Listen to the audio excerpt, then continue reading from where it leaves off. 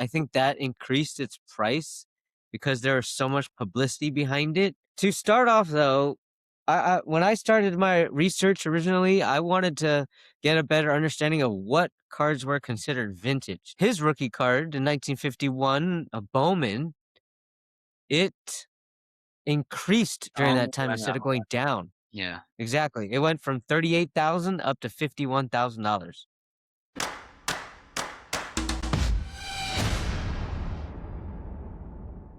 Hey, welcome back, everybody, to the Hobby Bro Show.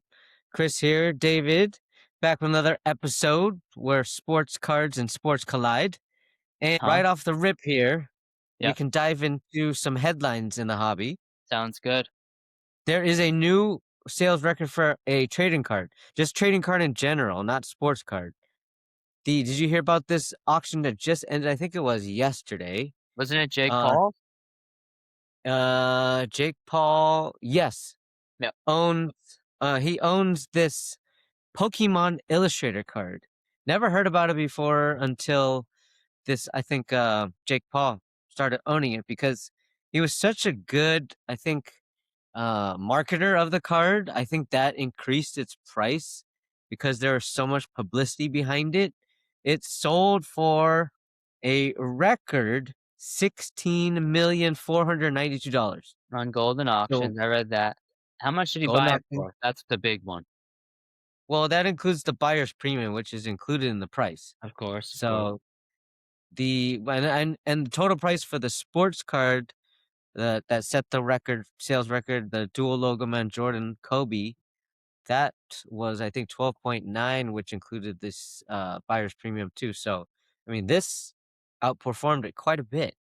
I think Pokemon cards are more popular than sports cards. I mean, whenever we go to card shows, a lot of times we see Pokemon, right? Most of the time, most of it is Pokemon.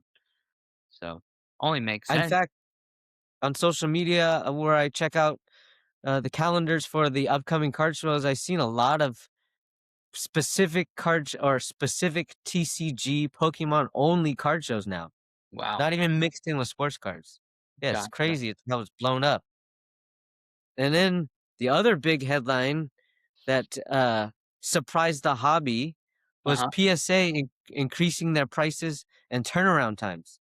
Mm. So I know there's been a lot of submissions that PSA has had to deal with, Yep. and because of the high intake for their submissions, it's causing a lot of backlogs with grading the cards they already have in their system, and turnaround times also slowing down and Yeah. getting back to the collectors too. So I think this is a strategy to stop the lower end value cards and bulk cards that they get. I think they're wanting more of the higher end cards sent in so that they can focus more on that. So back to that Jake Paul, dude, he bought it for 5.2 million Oh, and he sold it originally for he bought it for 5.2 million. yeah. So he made So quite that a hefty profit there. right, he tripled. I mean, more than tripled his value. Yeah. Yeah. Did it say what year he bought it? What year did he buy it? I think he bought 'Cause it I think it's been more recently that he's had it. it looks like he bought it in 2021. So just in Okay, 5 short years or so, he more than tripled his money. that's That's the dream. crazy. That's the dream, And right? Buy this card, and in a few years, it becomes massive. yes, and it is a PSA 10 as Yeah. well. Yeah. So another thing that makes it more valuable. Their PSA is now increasing their prices by about $3 to $5 per card, but they're also increasing their turnaround times even more by about a week, 5 business days. Gotcha. The Yeah, submissions have, that's I mean, good. ever since that original price increase that occurred, I think last year, submissions haven't stopped, They're right? not going So to. They're not going to. PSA, as long as they dominate the market, they're going to continue these to prop up this prices for their grading, and people are going to still pay for it. Well, every collector and buyer wants premium grading, and that's only PSA. Yep. Yep. So our main topic, though, that we want to dive more into has to do with a topic I don't think we've really talked about much, even off camera, until recently. And that's vintage cards, Yes, vintage we sports talk off cards. camera. Yes, we talk off camera. We do, believe it or not just on camera where we can see each other. And we don't just talk sports. We don't, because there's other things to life, but And you're my brother. family. To start off, though, when I started my research originally, I wanted to get a better understanding of what cards were considered vintage. So in my research, I found that there's kind of a there's kind of two perspectives on this. There's people who consider and earlier to be considered vintage, and then there's some that consider 1980 and before vintage. I mean, kind of give or take 5 years there, right? Kind of the same time period. Really, this is just an Either way, arbitrary number, really. yes. I think the more people you talk to and get their opinions, I think they would say 1980 though is the cutoff because interestingly enough, before that, 1980 and before Topps was a monopoly and they had the printing for baseball and basketball and all that. So there were no other companies until 1981, Donders and Fleer, Nice, first companies to come and start producing license cards. nice. So it's funny how it comes full circle, right, David? Yeah, totally.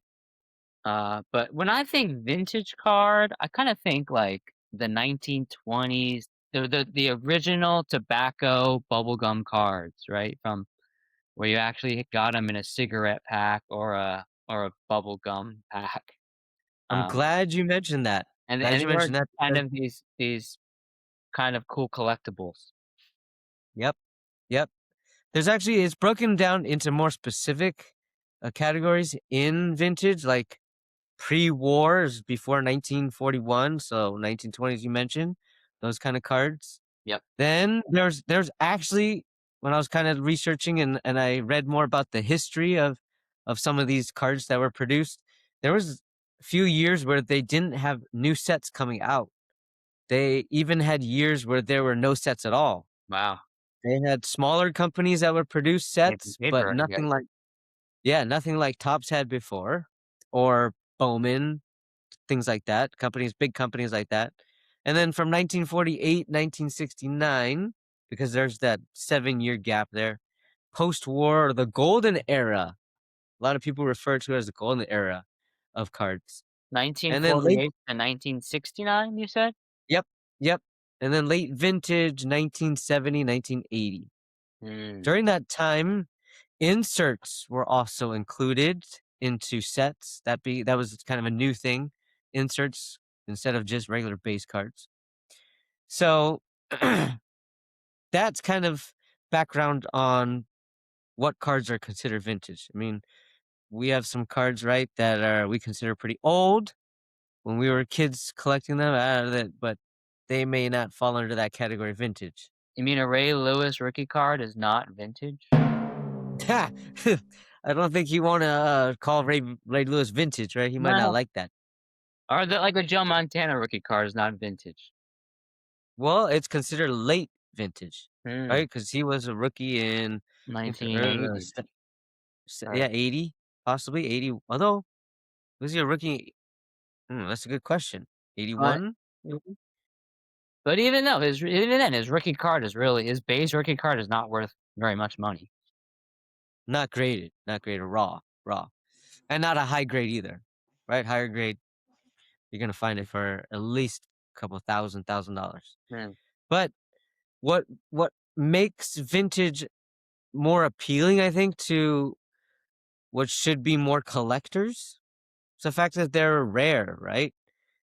The Of course. fact that, and as I was reading the articles about the vintage market, they called it something accidental scarcity, and I think we have some experience with this, not firsthand experience with this, but with Yeah. Dad, right?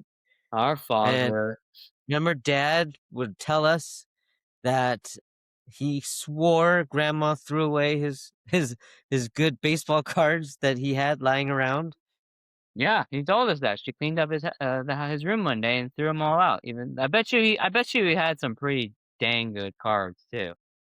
Something tells me too. Definitely. But I bet you he Definitely. had like a Hank Aaron rookie, something like that. Right, but and because of that, these cards, these vintage cards are scarce.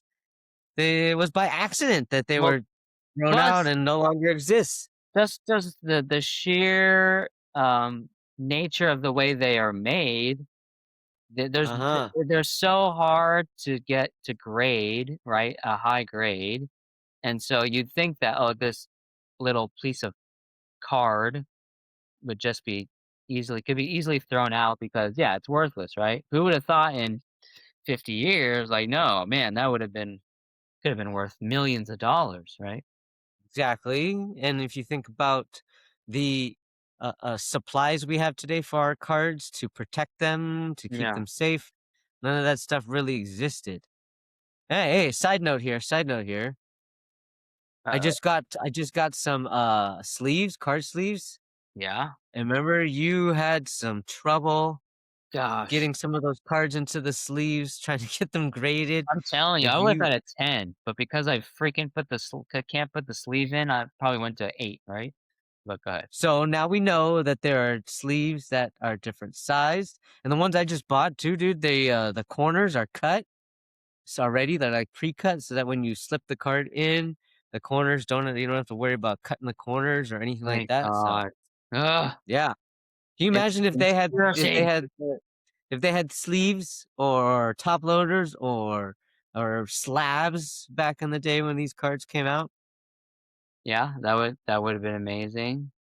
But Exactly, I think exactly. vintage is the better investment if you're really trying to just hold them long term. I mean, you're talking about some players, icons of the game, right? I'm thinking baseball mostly, right?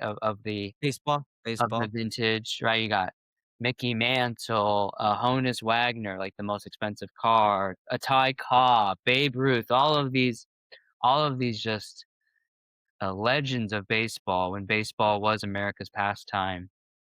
So Yeah. Yeah, and to go along with that, the fact that modern cards and ultra modern cards, super ultra modern cards, the market for them just fluctuates. yeah, It's going up and down, it whereas depends you on have only if the they're hot. Yeah, exactly it's in the moment, right? It's more in the moment for these modern, ultra modern cards of these athletes. And to back up our points with some data, there was in 2022, 2023, after the boom, the card market boom, things started to come back down. hmm, And in 2022, 2023, you could find a LeBron James rookie, Topps Chrome Refractor. yeah, Used to be originally worth in 2003, 2004, those years before, worth about $300,000. It came all the way back down to about $50,000 for that card. dang, I'm buying it. Now compare it to Mickey Mantle, his rookie card in 1951, a Bowman.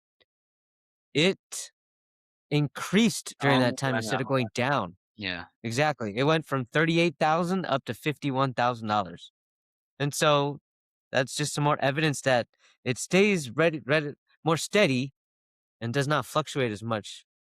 That hence more of a I think there will always be a market for vintage cards, right? Of the Babe Ruth we talked about. But yeah, who's to say Luka Doncic will ever get to where he was the year he took the Mavs to the finals? Anthony Edwards, right? Who's to say he's ever gonna win a championship and peak and have an apex? Justin Herbert, man, I mean, when is he gonna put it together? Jordan Love, right? exactly, exactly. And Mickey Mantle is never going to get injured playing. His Mickey legacy is Mantle, is he going to be a Hall of Famer? Not going to be a Hall. He's a Hall of Famer. Exactly. There's a couple other factors, two quick factors though. sure. First, simplicity, right? Simplicity in Just that 2 of them. Yep. base cards. No, and not numerous inserts, not all these parallels, not all these SSPs, all that stuff. And second thing, nostalgia also, right? Yeah. Even for the younger collectors like ourselves, we hear about these athletes that our parents watched and talked about all the time growing up. So we kind of can able to make that connection too. Yeah. Vintage, vintage, vintage. Speaking of that, I have been really getting into boxing lately, the history of boxing. I'm not boxing myself, I'm just too chicken to get into the ring, but I've You don't been like getting hit in the face? this is my moneymaker, man. This is my moneymaker. Getting hit So, in the face as hard as they can hit you. You don't yeah, like that, huh? I'm gonna pass, even for $1,000,000. But I've been doing a lot of history research, and, they have boxing vintage cards, and they're not that expensive, actually. They are expensive, but you can get if you've ever heard these guys' names, Harry Garb or, Jack Johnson, all of these, like, old school boxers who laid the foundation and the groundwork for many modern fighters, right? Sugar Ray Robinson, I mean, the greatest of all time, they say. So I don't know. I'm kind of actually trying to buy some boxing cards and hope the market goes up. I'm gonna try my best to get that market up because I want to buy some boxing cards. Interesting, Yeah, interesting. yeah. I don't know if you want to get in on that with me. So that could be that could be something that starts to build in the vintage market is these Yeah, boxing and cards, I'm huh? gonna hope to do that, build it up, so that way Mm. yeah. You heard it here first, hobbyists. Boxing cards, vintage boxing cards. Mhm, Hopefully on the way up. Hopefully on mhm. the way up. Do Which your leads us research. to yeah, which leads us to asking you hobbyists, are you collecting vintage? Do you have any vintage in your collection? And when thinking about your goals, investing in modern or ultra modern or vintage, which do you prefer? Drop a comment Mhm. and let's hear what you think. Now, David, Yes. I think that wraps up another episode for us Yep. of the Hobby Bro Show. And audience listeners, you've heard our takes. We want to hear now from you. So, what'd you think about our episode today? What'd you think about our takes, our thoughts on the vintage card market compared to modern, ultra modern cards? Drop your thoughts below. Leave a comment, please, and make sure to like and subscribe to our podcast. You can find us on Instagram and here on YouTube at the Hobby Bros _ show. We'll Mhm. catch you in the next episode. And David, say it with me. Keep Remember, the hobby keep the alive. hobby alive. I think that increased its price because there was so much publicity behind it